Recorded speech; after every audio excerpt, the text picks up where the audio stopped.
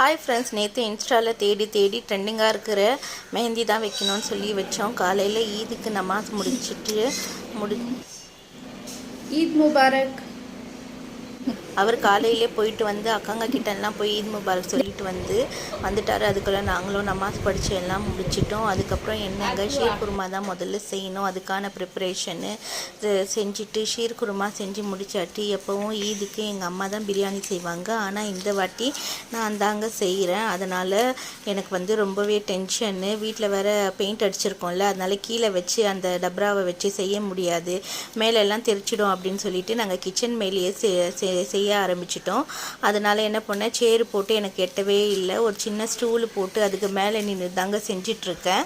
அதுக்கப்புறம் ஒரு வேலையாக பிரியாணி செஞ்சுட்டு தம் பண்ணி எல்லாம் முடிச்சாச்சு. எல்லாமே எனக்கு ரொம்பவே கஷ்டமாக இருந்தது. இந்த வாட்டி எல்லாமே காலையில் எழுந்து எல்லாம் வெட்டி கிட்டி எல்லாம் வச்சுட்டு அதுக்கப்புறம் வீடு க்ளீன் பண்ணிவிட்டு நமாஸ் படிச்சுட்டு தொழுகை எல்லாம் முடிச்சுட்டு அதுக்கப்புறம் ஒரு வேலையாக 3:30க்கு தாங்க பிரியாணி செஞ்சு முடிச்சுட்டு கொடுக்க வேண்டியவங்களுக்கெல்லாம் கொடுத்துட்டு ஈவினிங் எங்கள் நாத்தனார் வீட்டுக்கு கிளம்பியாச்சு. அங்கேயே நைட்டு டின்னரை முடிச்சிட்டோம். இப்படி தாங்க எங்கள் ஈது போச்சு. உங்கள் ஈது எப்படி போச்சு?